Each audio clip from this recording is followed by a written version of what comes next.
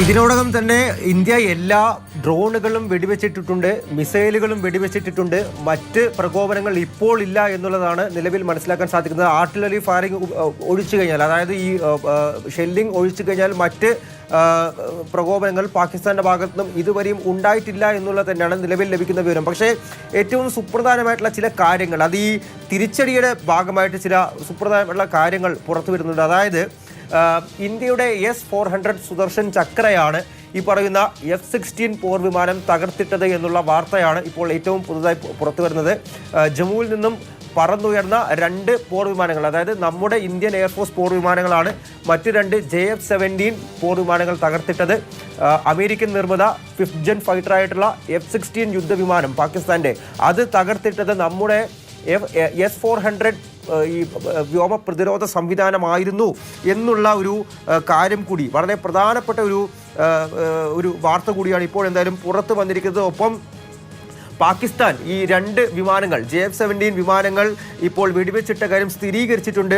ആ സ്ഥിരീകരിക്കുന്ന പ്രതികരണങ്ങളടക്കം അവിടുത്തെ ISPR DGയുടെ പ്രതികരണങ്ങളടക്കം ഇപ്പോൾ എന്തായാലും പുറത്തു വന്നിട്ടുണ്ട്. അത് നമുക്ക് അല്പസമയത്തിനകം തന്നെ ലഭ്യമാക്കാം എന്നുള്ളത് തന്നെയാണ് മനസ്സിലാക്കുന്നത്. എന്തായാലും നിലവിൽ ഈ ആക്രമണങ്ങൾ, പ്രകോപനങ്ങൾ പാകിസ്ഥാന്റെ ഭാഗത്തു നിന്നും ഉണ്ടായത്, അതിന് ഒരു അയവ് വന്നിട്ടുണ്ട്. അതിന് കാരണം ഇന്ത്യ കൃത്യമായിട്ട് തന്നെ തിരിച്ചടിച്ചിരിക്കുന്നു.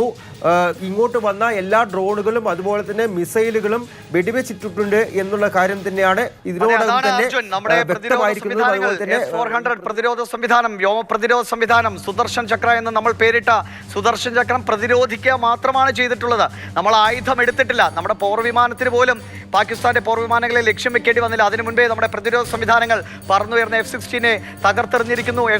J-17 എന്ന ചൈനീസ് നിർമ്മിത വിമാനത്തെ തകർത്തെറിഞ്ഞിരിക്കുന്നു. അപ്പോൾ നമ്മുടെ ഒരു പ്രതിരോധം താങ്ങാൻ പോലുമുള്ള ശേഷി പാകിസ്ഥാൻ ഉണ്ടോ എന്നറിയില്ല. അതിനാണ് ഇനി നമ്മൾ അടുത്ത ആയുധം ഗാഡീവം എടുക്കേണ്ടി വരുമോ എന്ന് ആലോചിക്കുന്ന സമയമാണ്. പാകിസ്ഥാൻ ഇനിയും ഒരുപക്ഷെ സമയമുണ്ട്, വേണമെങ്കിൽ അവർക്ക് അവസാനിപ്പിക്കാം.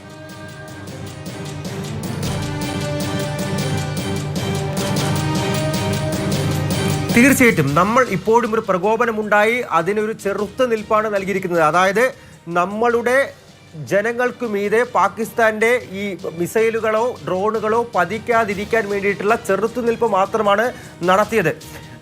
ഇവിടെ ഒരു കൃത്യമായിട്ടുള്ളൊരു സന്ദേശം അത് മുന്നോട്ട് വരുന്നുണ്ട്. അതായത് എങ്ങനെയാണ് ഇന്ത്യ പാകിസ്ഥാനെതിരെ ഇന്ന് തിരിച്ചടി നൽകിയത് ഈ ഡ്രോണുകൾ ഉപയോഗിച്ച്? ഒരെണ്ണം പോലും പാകിസ്ഥാന് കണ്ടെത്തി തകർക്കാൻ സാധിച്ചില്ല. ലാഹോറിൽ പോയി തകർത്തു അവരുടെ വ്യോമ പ്രതിരോധ സംവിധാനം. റാവൽപിണ്ടിയിൽ ഈ ക്രിക്കറ്റ് സ്റ്റേഡിയത്തിൽ പോയി അവിടെയും വീണു.